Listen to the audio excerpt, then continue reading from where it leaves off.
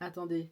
Là, j'essaie d'utiliser un maximum de sources lumineuses sans utiliser la grande lumière. C'est catastrophique. J'espère que la qualité, elle est bien. Parce que, honnêtement, attendez. Oh là. Oh, waouh. Ok. En fait, depuis tout ce temps, juste ma caméra, elle était super sale. Waouh. Oh, j'ai envie d'utiliser le micro. Ça peut être bien si j'utilisais le micro. Attendez. Ça fait pro. Ça fait super pro. Donnez-moi 1 minute pour trouver mon micro. Et je reviens. Trouvé. Et du coup, on est de retour avec le micro. Franchement, excusez la luminosité, elle est pas des meilleures, mais on fait avec les moyens du bord. Les gars, je voyage dans 2 semaines, alors que j'étais censée filmer cette vidéo il y a 3 mois. Enfin, il y a 2 ou 3 mois comme ça, carrément. Du coup, ça, c'est mon petit carnet où j'aime bien noter un petit peu mes idées pour YouTube. Regardez tout ce que j'ai écrit à 3 mois. Genre, c'était vraiment un petit peu mes idées de planification, etc. C'était en février-mars et c'est à ce moment-là, du coup, que j'ai officiellement pris mes billets. J'ai pu avoir mes billets pour aller au Japon, du coup, pour 600 €. Je sais pas si c'est mauvais. Dans ma tête, c'était plutôt convenable, sachant que c'est un peu ma marge de prix quand il s'agit de voyager. Quand ça va au-dessus de 600 €, c'est scandaleux. Parfois, pour aller en Afrique, c'est plus de 1000 balles. Donc, je me dis, en vrai, je suis plutôt reconnaissant d'avoir eu un billet pour 600 balles. J'ai même pas besoin de mon ordinateur. C'était juste pour vous faire la miniature. Voilà, cette partie gênante est terminée. Alors, pour commencer, comme vous l'aurez vu dans le titre de la vidéo, je vais faire mon premier solo trip cette année et je vais partir à Tokyo. J'aurais pu m'aventurer et faire genre un trip. J'essaie de prendre plusieurs villes et de faire vraiment un tour, etc. Mais c'est quelque chose que je fais déjà chaque année avec mes amis quand on voyage et c'est plutôt sympa quand on est en groupe, mais je me voyais pas toute seule commencer à perdre du temps entre guillemets dans les transports, juste pour aller de ville en ville en ville, etc. Je me suis dit qu'en vrai, ce serait peut-être plus sympa pour moi, pour une première expérience, de choisir une ville, essayer de faire un maximum de choses dans cet endroit et potentiellement retourner dans ce pays et juste faire une autre ville. J'ai l'impression que c'est peut-être le meilleur plan pour commencer. Surtout que le Japon, c'est énorme en termes de culture, de paysage, etc. Il y a tellement de choses à voir, donc je me dis que 10 jours, vu que c'est le temps du coup de mon séjour, je pense que c'est pas suffisant pour faire le tour du Japon. Et donc même pour Tokyo, je pense que c'est quand même assez bien, surtout que je suis toute seule, donc en termes d'activité, même ça va déjà être limité.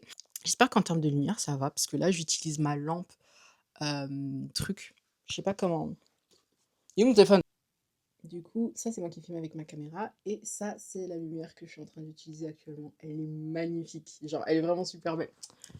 Elle est vraiment super belle. Je l'ai commandée sur Amazon et j'aime trop. Et il y a aussi, du coup, cette boule. Vous savez quoi?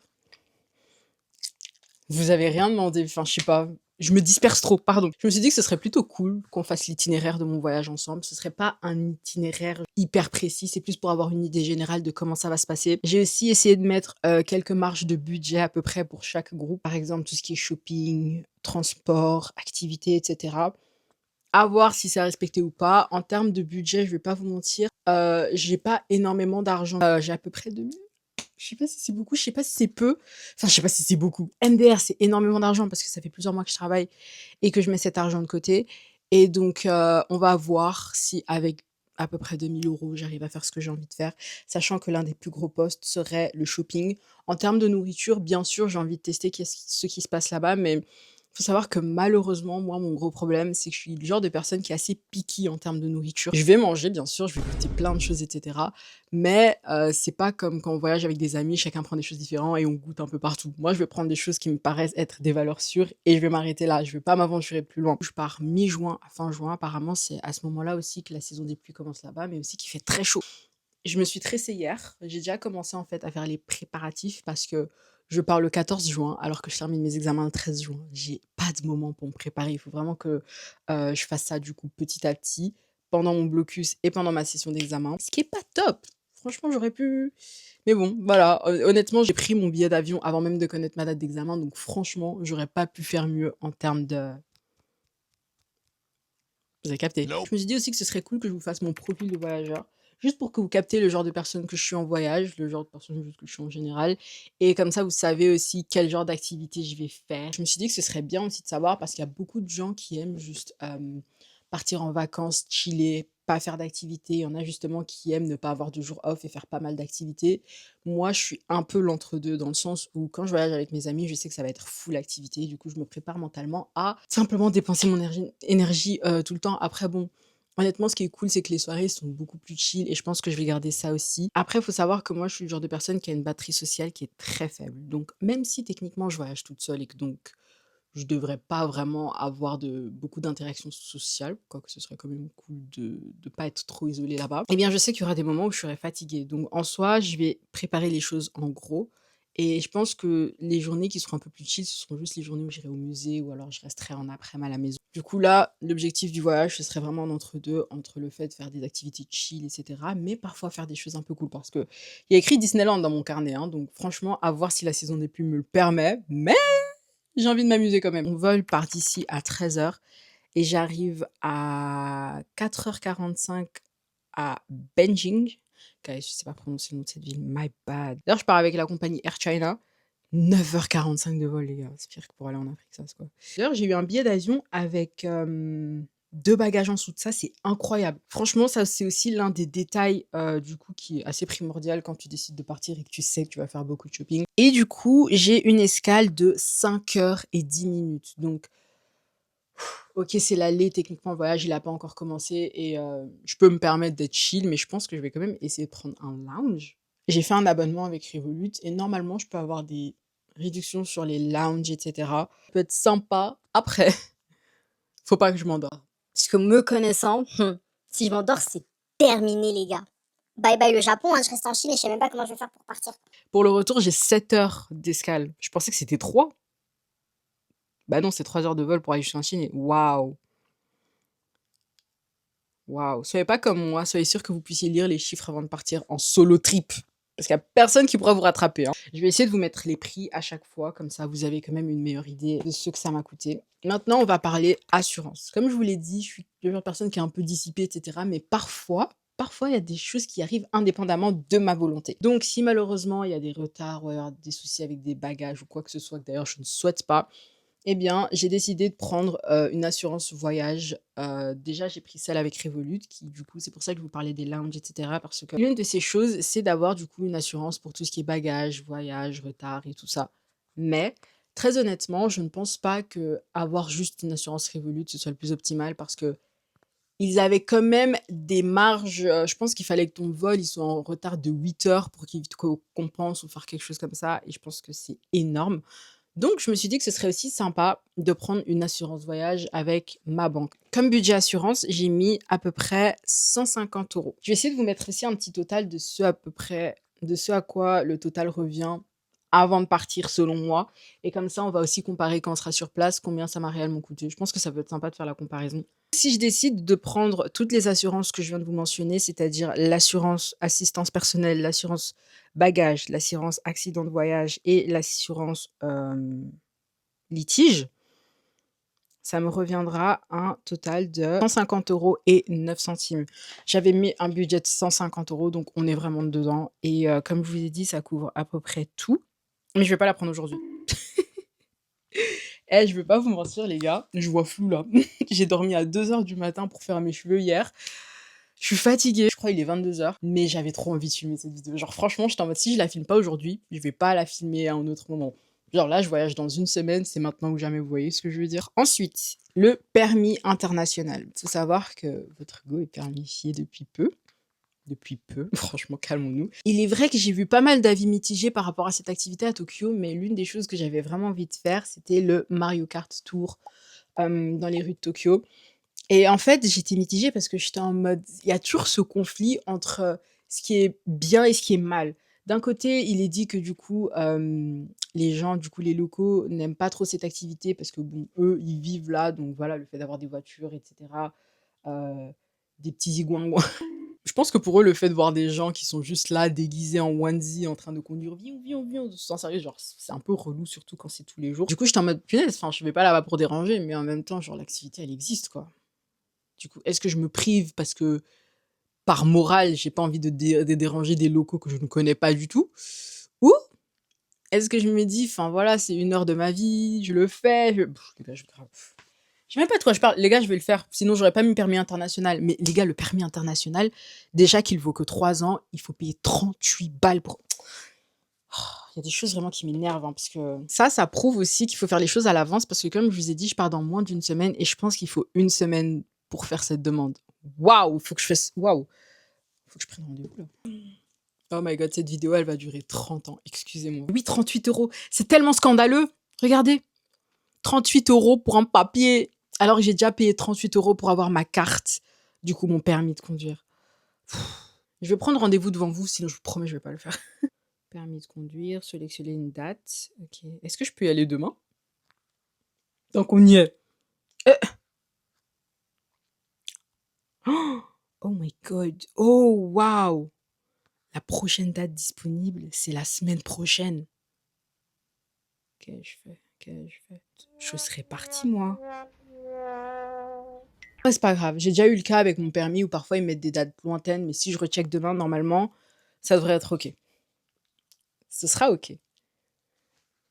Tout ce que je viens de vous dire, là, c'était un peu tout ce qui est pré-voyage, mais maintenant, par rapport à ce qui va être fait sur place, il y a le logement. Il faut savoir que j'ai déjà booké un logement il y a à peu près 3 mois, du coup, quand j'ai pris mon billet d'avion, parce qu'il y avait un logement sur Airbnb qui me faisait de l'œil. C'est un petit studio. D'ailleurs, c'est un studio qui peut accueillir jusqu'à 3 personnes. Il est plutôt pas mal. En termes de localisation, je vais pas dire qu'il est super bien placé parce qu'il est pas vraiment au niveau de la ville. Il est un petit peu plus éloigné, mais c'est pas la mer à boire, je crois.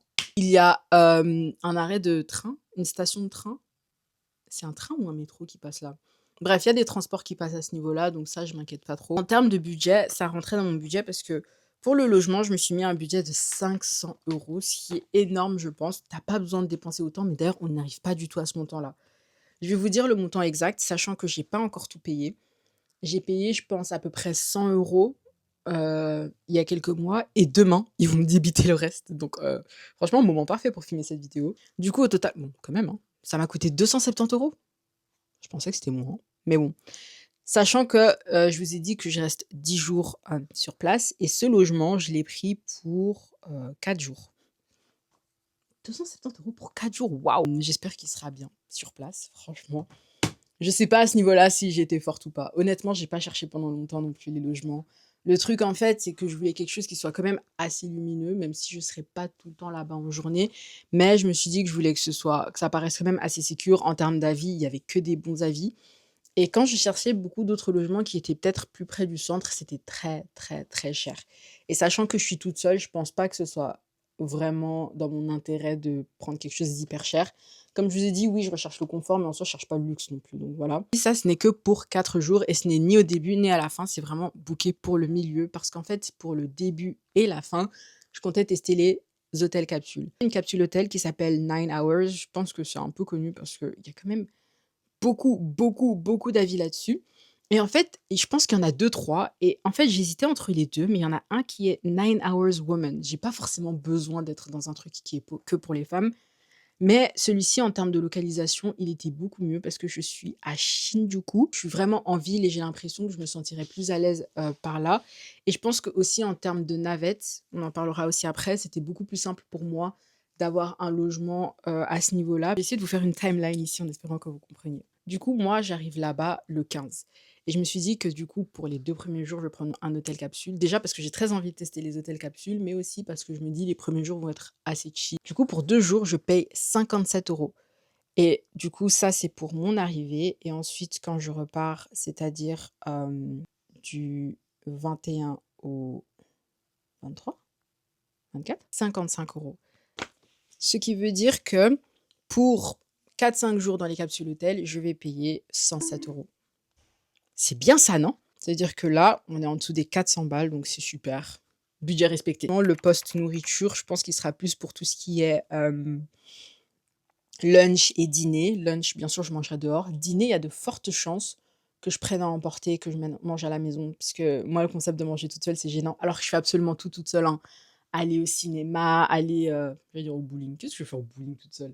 Aller au cinéma, tout ce genre de choses. Moi, ça me dérange pas de le faire toute seule, mais manger seule dans un restaurant, c'est un concept que je sais pas. Je vous ai dit, moi, les cafés, peut-être j'en testerai de temps en temps, mais c'est pas ma plus grande folie. Je suis pas une énorme fan de pâtisserie, gâteaux et tout ça. Donc, bien sûr, s'il y a quelque chose qui me semble bien yummy, je vais tester, mais c'est pas le truc qui m'intéresse le plus. Je pense qu'on a à peu près tout pour ce poste. En termes de transport, j'ai mis 50 à 100 €.